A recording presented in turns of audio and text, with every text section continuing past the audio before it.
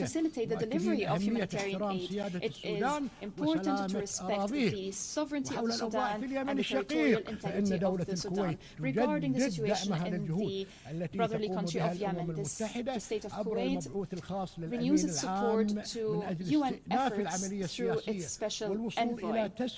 Efforts that are focused on resuming the political process and reaching a comprehensive settlement according to the three agreed-upon terms of reference to maintain the peace and security and territorial integrity of Yemen. We commend the efforts made by the Kingdom of Saudi Arabia and the Sultanate of Oman to revive the political process to reach a comprehensive and lasting solution in Yemen. We express our concern over the developments in the Red Sea It is important to ensure the safety of maritime navigation according to international law and according to the UN Convention on the Law of the Sea of 1982. Regarding the situation in Syria, the state of Kuwait believes it's necessary to intensify efforts to reach a political solution that is Syrian-led and Syrian-owned, in line with relevant Security Council resolutions, most notably Resolution 2254.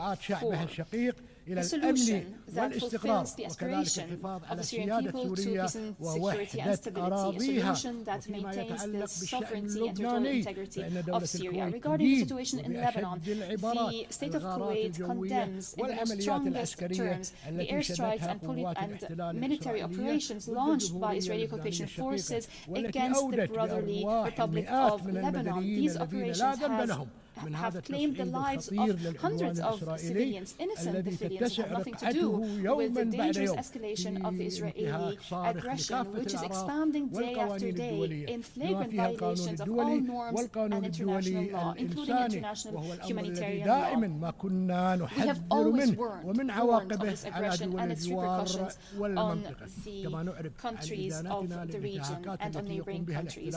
We also condemn violations by the occupation forces of Lebanese sovereignty and any attempts to drag Lebanon into the ongoing conflict in the region. Israeli occupation forces is disregarding international calls and Security Council resolution. We call for full implementation of Security Council Resolution 1701. We're following with great concern the latest developments in the brotherly country of Libya. We call for giving precedence to reason and wisdom. We call for resorting to a political dialogue to self-dispute according to relevant Security Council resolutions. To maintain the stability, sovereignty, and security of Libya, and to fulfill the aspirations of the Libyan people to development and prosperity. At the regional level, we believe in strengthening good neighborly relations as enshrined in the Charter. We call upon the Islamic Republic of Iran to take serious steps to build trust and to engage in dialogue based on respect for other countries and non-interference in their internal affairs. Mr. President, through the Kuwait Vision 2030,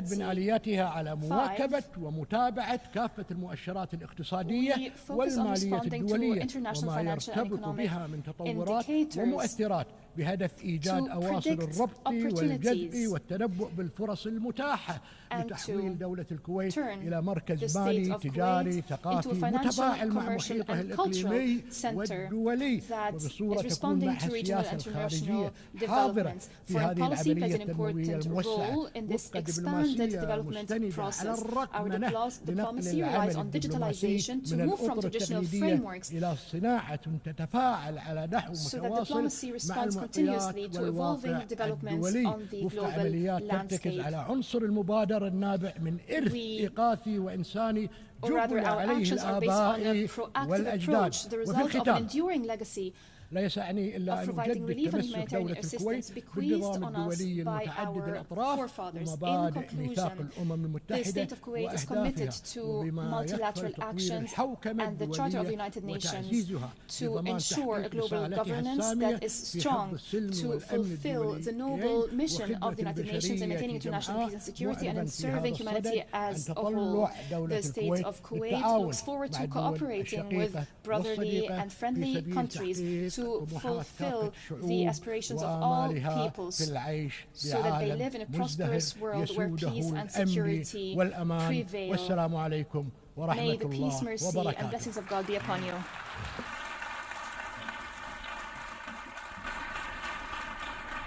En nombre de la Asamblea, agradezco al príncipe heredero del Estado de Kuwait. The Crown Prince of the State of Kuwait.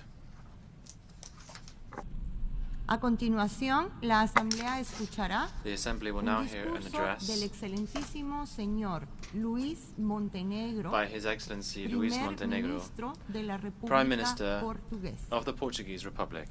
Pido a protocolo que acompañe a su excelencia. I request protocol to escort His Excellency and invite him to address the Assembly.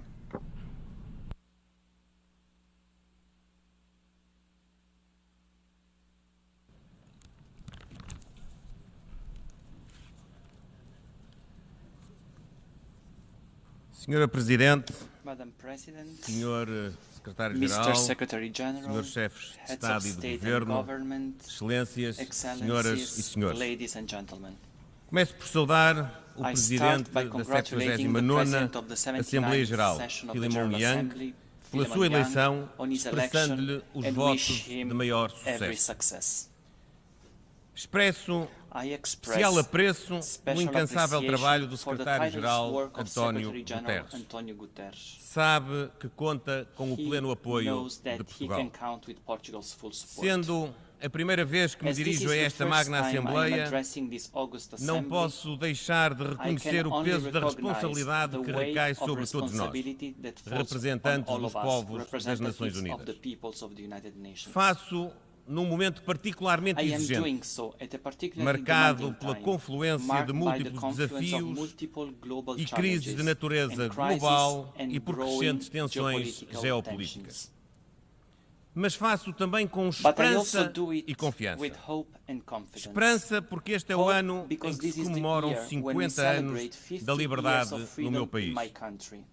O povo português, em liberdade, clamou por democracia, paz e desenvolvimento. E assim dobrou o arco da história. Numa altura em que em muitas partes do mundo autocracias põem em causa a democracia, temos confiança na força da liberdade. Numa altura em que enfrentamos ameaça grande à paz, temos confiança na força do multilateralismo e da responsabilidade coletiva. Numa altura em que se agudizam os desafios em matéria de desenvolvimento, temos confiança no crescimento económico como motor do progresso justo e sustentável. Senhor Presidente, Excelências, Portugal é um defensor intransigente do multilateralismo como método de cooperação e organização do sistema internacional. Por isso, apoiamos o Pacto do Futuro, adotado no quadro da Cimeira do Futuro, que ilustra bem a visão e o espírito reformador do Secretário-Geral António Guterres. Este pacto reflete renovada fonte de esperança nos três pilares centrais da ação das Nações Unidas: o desenvolvimento sustentável, os direitos humanos, a paz e a segurança mundiais. É com esta confiança no multilateralismo que Portugal, com a continuidade e coerência que caracteriza a nossa política externa, é candidato a um lugar de membro não permanente no Conselho de Segurança para o biênio 2027-2028. Guia-nos a vontade de trabalhar para prevenir os conflitos, promover um espírito de parceria e proteger as pessoas face às ameaças tradicionais como o terrorismo e às ameaças emergentes como a biossegurança. Move-nos a determinação de contribuir para uma ordem internacional mais justa, pacífica e inclusiva, fundada no direito internacional e assente na Carta das Nações Unidas. Senhor Presidente das Excelências, disse o Secretário-Geral na nossa agenda comum que o multilateralismo enfrenta um dilema fundamental: avançar ou colapsar. Não hesitamos. Queremos avançar com a reforma do sistema de governação global para garantir maior representatividade, transparência, justiça e cooperação. Esse é o caminho que nos aponta o Pacto do Futuro. Redesenhar a arquitetura financeira internacional, promovendo um maior alinhamento com os objetivos de desenvolvimento sustentável. Com o Burundi, lideramos a 4ª Conferência Internacional sobre o Financiamento do Desenvolvimento, para garantir que nenhum país tenha de escolher entre combater a pobreza ou salvar o planeta. Noutra frente, defendemos um processo de reforma do Conselho de Segurança das Nações Unidas que o torne mais representativo, ágil e funcional. A composição está desatualizada e a ausência de representantes de algumas regiões prejudica o seu funcionamento. Portugal apoia a posição comum africana e as pretensões do Brasil e da Índia de se tornarem membros permanentes. Os pequenos e médios países, incluindo os pequenos Estados insulares, deverão ver também crescer a sua representatividade. No que respeita aos métodos de trabalho, sustentamos a limitação e um maior escrutínio do direito de veto. O direito de veto, antes de constituir um poder, representa uma responsabilidade. E é assim que deve ser exercido, evitando que uma parte num conflito se constitua simultaneamente como julgador e julgado. Enquanto a guerra prossegue, com consequências terríveis dentro e fora da Ucrânia, o Conselho de Segurança tem estado muitas vezes em silêncio. Esperamos que agora, no Líbano, o Conselho de Segurança possa ser eficaz para evitar o aumento da escalada de violência. Mesmo quando resoluções são aprovadas, frequentemente ficam por cumprir. É imprescindível que em Gaza e no Sudão, todas as partes façam o que estiver ao seu alcance para assegurar a plena implementação das resoluções adotadas por este Conselho. Excelências, o mundo está globalmente mais próspero, mas clivagens socioeconómicas acentuam-se.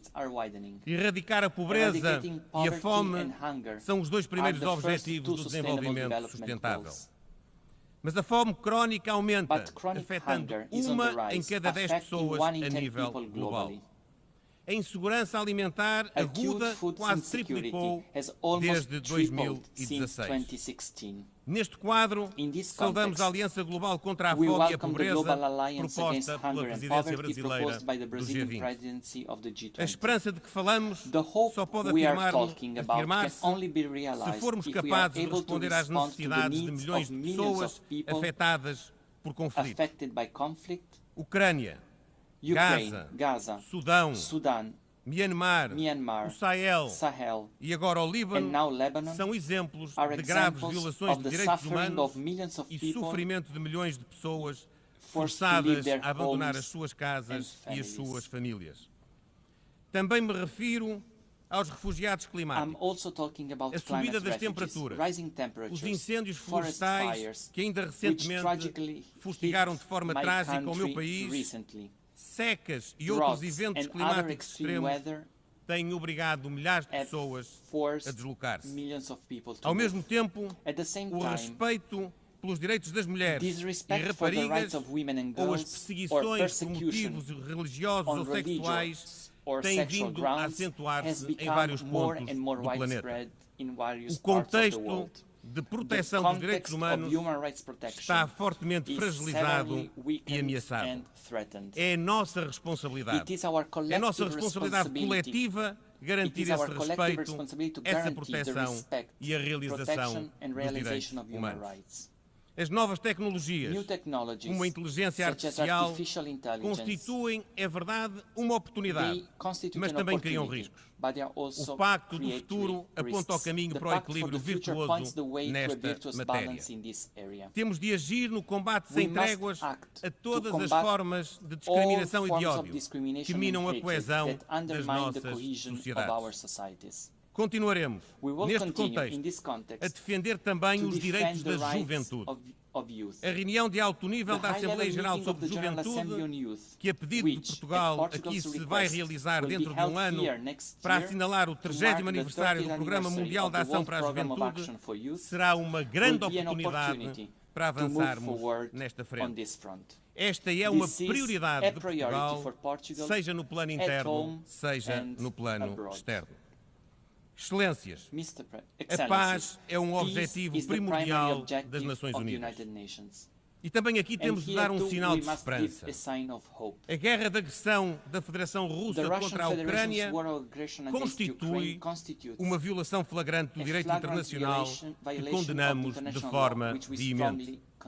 Os efeitos negativos desta guerra, a crise alimentar, energética e inflacionista, ecoam no mundo inteiro com maior impacto nas regiões mais frágeis. Estamos também profundamente preocupados com a situação humanitária e a perigosa escalada na região do Médio Oriente. Face aos acontecimentos no Líbano, apelamos à máxima contenção das partes para evitar o aumento da escalada.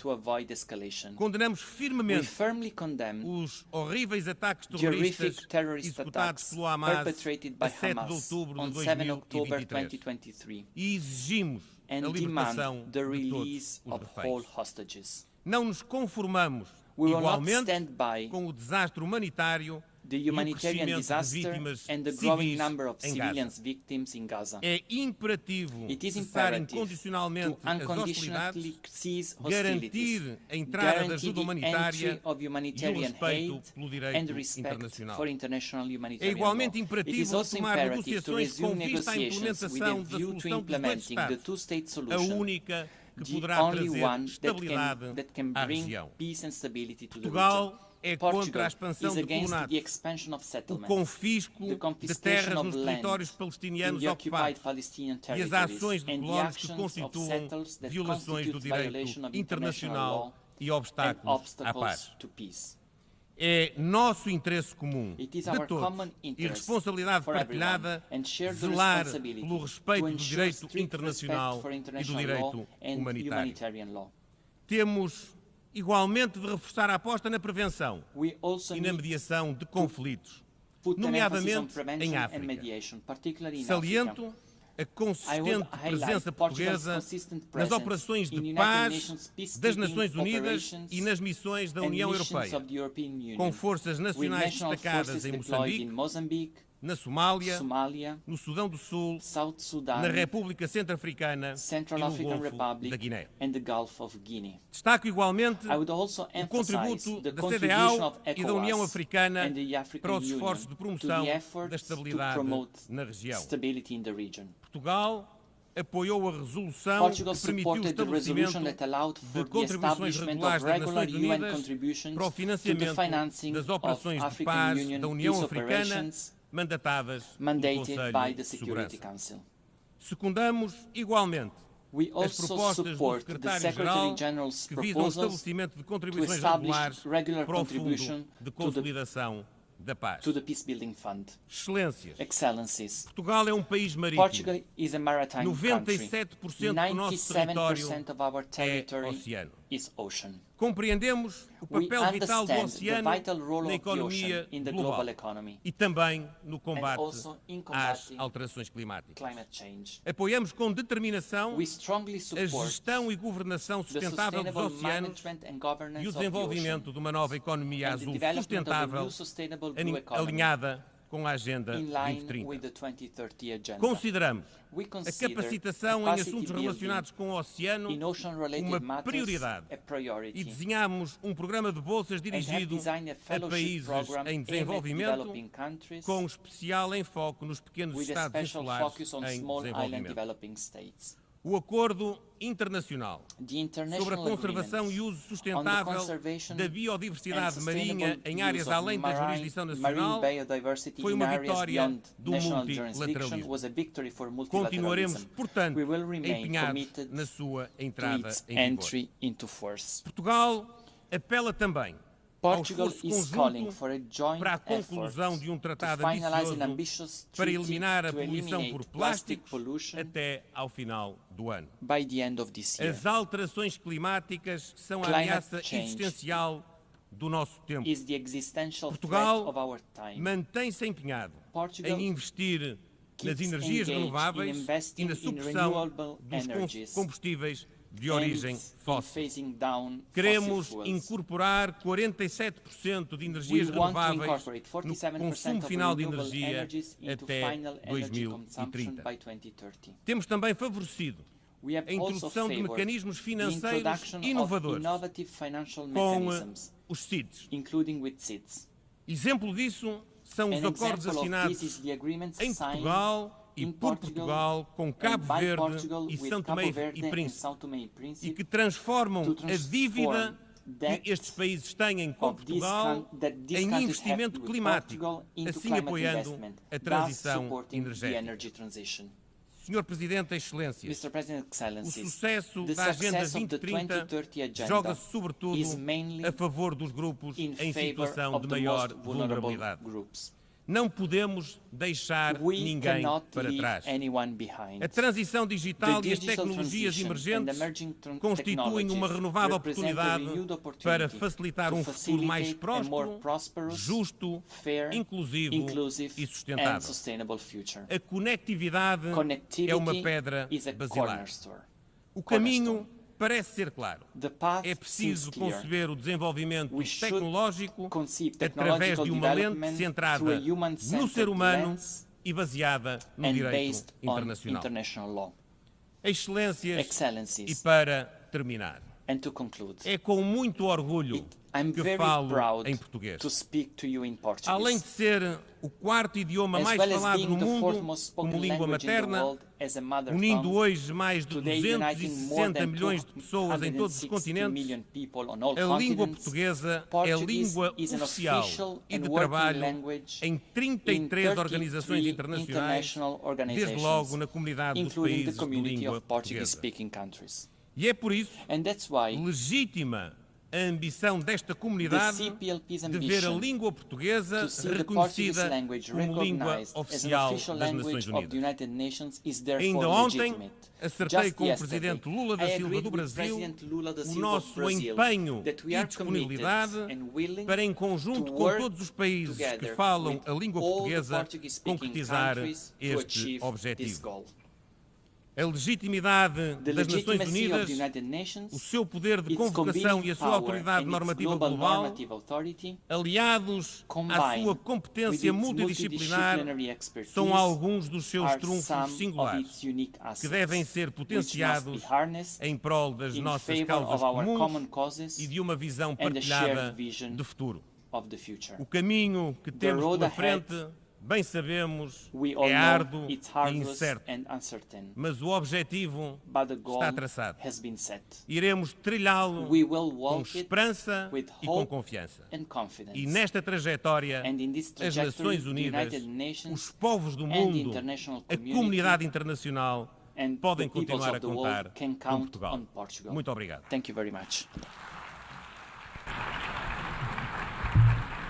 Muito obrigada.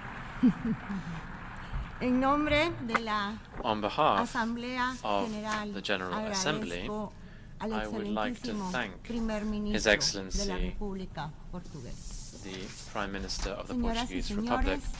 Ladies and gentlemen, we have heard the last speaker in the general debate for this meeting. The 12th plenary meeting to continue with the general debate will be held at 3 p.m. The meeting is adjourned.